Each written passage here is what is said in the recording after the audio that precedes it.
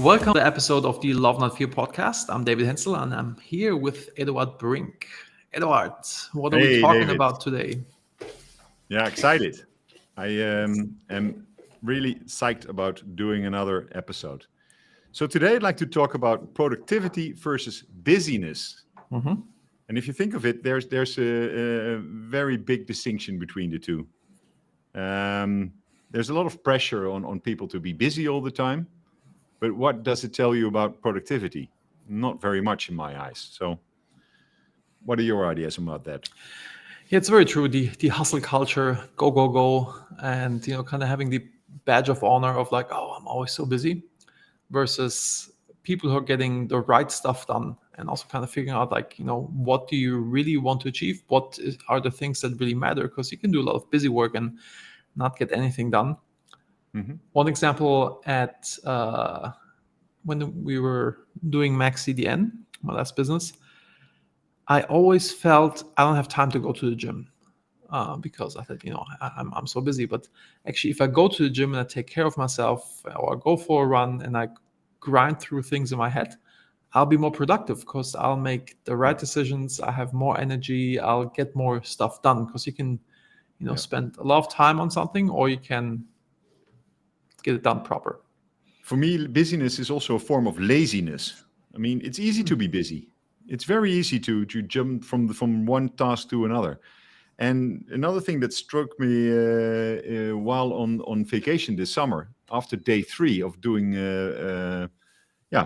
being out of my regular environment, all kinds of creative ideas started flowing again. So by being busy is actually suppressing the think work that needs to be done. And speaking about thinking, I've adopted a new habit. It's not a habit yet because I just started it a couple of weeks ago. Is to mentally do a number of tasks in my head. Just go take a big length of thinking what actually needs to be done, and think of 2 ways. And then during the day, if new information arrives, then I could say, okay, I thought this through. This is what I need to do. So I could get more done, and it would also put me in a state of ease. So having think time is immensely important. For me, is a game changer. Yeah, it's my coach always pushed me to begin with the end in mind, kind of like, what is the ideal state, and then kind of working backwards, what has to be true in order to have this. And it's easy to just jump in and get busy versus taking a step back and thinking, what do we really want to do here? What is the stuff that really matters? In managing happiness yesterday, we had a call and it was about defining the next quarter, kind of figuring out like what are the real goals that we're having and then defining the tactics to achieve those goals. And one of the key things is actually to sit down and think about what is the actual goal? What do I actually really want to achieve? Because it's easy to kind of like pick a direction and start executing in this direction, but taking a step back, having this think time will help you to be, or helps me, to staying in Gestalt, helps me to be more productive and not just busy. Yeah. For me, it was also a way to kill my darlings. I have a tendency to run so many pet projects, and taking think time is making it easier to let go because they simply do not fit my agenda at that time. Or I come to the conclusion that giving it thought, actually more thought work needs to be done. So this is for me. This is always an element that I need to balance very well. I like to be spontaneous and to jump on opportunities. On the other hand, if I could only act on 1 out of 10 great ideas potentially, then I would be very, very happy. Yeah. This is what something that really helps me is having my vision, mission, and values written down, and also my goals written down. Yeah. Because shiny object syndrome, I suffer from it as well. People come to me like, "Hey, let's start this business idea. It's going to be great," and I see, oh, it's going to be fun working with this person, and it's going to make money. Yeah. But there's so many ways on how you can make money, and like it should be in line with my vision, mission, and values. So kind of going back to this, especially with every big decision that I'm making, it really helps me to just run this through my filter Yeah. aka my mission, vision, values, to make sure Okay. I'm productive. So there's I discovered a bias. So being productive should potentially free up more time, right? But what happens? Time it fills itself with more actions, and often these actions are not by design, but more out of intentional actions. So, and then this is stimulated by the outside world. Oh, this is very busy. Another appointment, another call, another visit to there. Yeah. So, My friend Oshin, he always does silent retreats. mhm, He runs a very large company. He is very busy, but he takes the time to like go on I don't know how long this, like 4, 5, 6 days, where he just is at some retreat center and he doesn't speak. Just like to kind of really yeah. introspect and grind through things. And you would say like, oh, this is like the anti-busy thing, Okay. but at the end of the day, it prepares him to make the right decisions and to really And think things through. okay, interesting. So, what happens with him? How does if he leaves the retreat? What happened inside? I mean, it's like he works through things in his head. He's much calmer. He's on a very different level. It gives him lots of energy to then tackle the big things Yeah.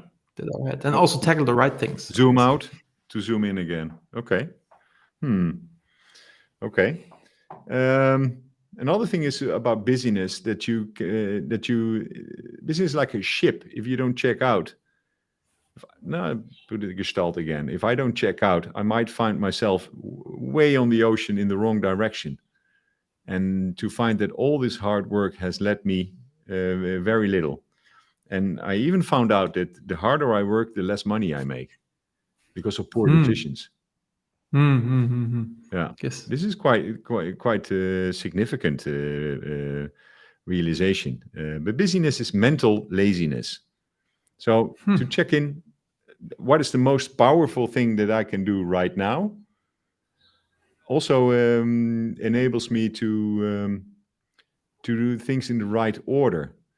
So another little habit I adopted is maybe 2 or 3 emails per day are worthwhile to really think about and not just answer in the shortest possible way. Hmm. So I mail them to my to-do system on Motion, and I'll set a morning time to go over these To mails. And reflect them. yeah, and I found that by selecting my incoming messages and assigning some think time in the morning, wow, it was a huge benefit. Yeah. Interesting. Let's add the element of positivity. How about thinking positive? There's a thing called false positivism. Okay. Yeah. So if you're busy and you think, okay, I've got all this good stuff going, it might hinder you to actually stop and zoom out. I mean, it's like with the entrepreneurs organization. I was in membership chair for a couple of years in the Netherlands, and I'm still membership chair in the European Bridge chapter. I speak to people that say, I don't have time for EO. And it's like the same thing Hmm. with people and meditation. The people that say, I don't have time for meditation, they should probably double their time to do that. They're in most need of that. Yeah. Yeah, you have to. Yeah, the idea of sharpening the saw. You know the story of like somebody who has to saw down an alleyway of trees, and his saw is dull, and somebody walks past and says like, "Hey man, maybe you should sharpen the saw." And the guy gets really upset and says, Yeah. "Dude, you see how much work I have? I don't have time to sharpen my saw." I know you have great stuff on this. I know we spoke about this a couple of times. You have some great examples about picking up the habit of doing this. So getting back Yeah, I on think track, it's go on track. Can you? getting back on track. Yeah, it's a part of managing Yeah, for me, happiness, of course. Yeah. it's part of the magic happens because I have my restart routine. So I have my early warning signal whenever I get overwhelmed. One early sign of being overwhelmed is that I'm not doing my inbox zero anymore. Hmm. Inbox zero meaning I have all my emails archived, delegated, or answered. There's like just things open that I still want to work on. And if I'm not reaching inbox zero for a week, then I know I'm overwhelmed and that I will take things away from my plate because otherwise I'll burn out, or the good habits will fall away.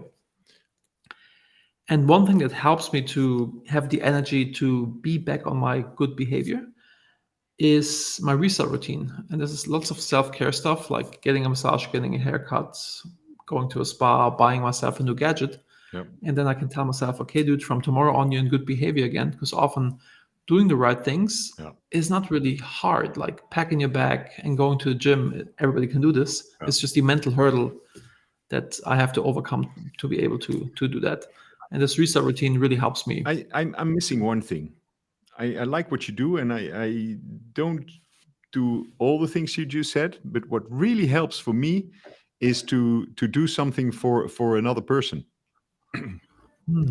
So doing something out of love, out of helping somebody, Service. out of purpose, that is actually benefiting me to get back on track.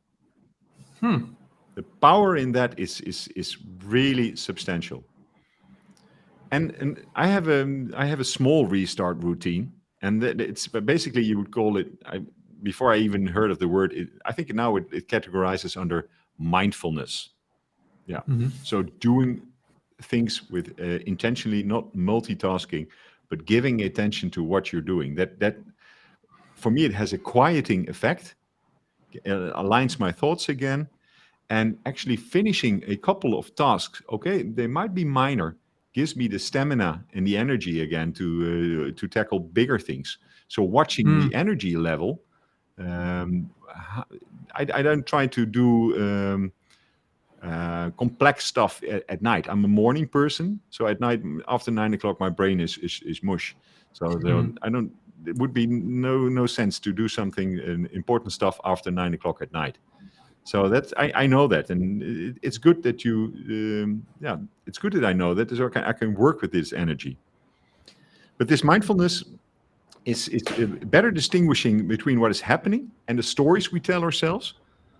That is a huge game changer, because it is these stories that hinder our experience. So yeah, that circles back right to love, not fear. This is what it's all about. That you have the ability to make choices from any situation. I mean, the way we feel is 90% self-inducted, and 10% circumstances. So that And I have the feeling in a couple of podcasts we strayed a little bit away from love, not fear. But yeah, in terms of feeling and doing things, if things feel right, if it feels good, I'm in a state of flow, then I lean in. And if it doesn't feel right, then I take a step back and look at it like, is it the right thing? Or am I just uncomfortable with it because it's outside of my comfort zone? But this always helps me to recalibrate and then act out of love again. And so yeah, emotions and how you feel about something is definitely super important. so would this be the task, the thing to drop and ask people to think about their own The call to restart? action. Yeah, maybe the restart routine. How is your restart routine? If you're off track, how do you get yourself back on track? What works? I thought about, because it was being busy versus being productive, to assess the things that you're doing right now and Yeah. figure out where are you really Yeah. just doing busy work, Yeah. and where are you productive, meaning working towards a goal that really matters to Yeah. you. Okay. There's Kind of like maybe looking at your calendar and seeing like, is this meeting really relevant? Yeah. Does this really lead me to the right goal? Are these people that I'm hanging out with, are they getting me into the right direction, or is it just like being busy and doing random stuff? There's this short saying, should I be doing this now? Should I be doing this now? Should I be doing this now? Should I be doing this now? This is a simple trick. And if you calculated your own cost, what do you cost per hour versus what can you delegate? And it's often laziness that prevents us for training other people to take over certain jobs. So yeah, think of that. So what is it? Which one? I think assessing Assessing. where you're being busy versus where you're being productive, meaning are you really marching into the right direction, into the direction that Okay. matters to you. I guess that wraps it up for today. All right. Great talking to you. Awesome. See you next time. See you next time. Ciao. Bye.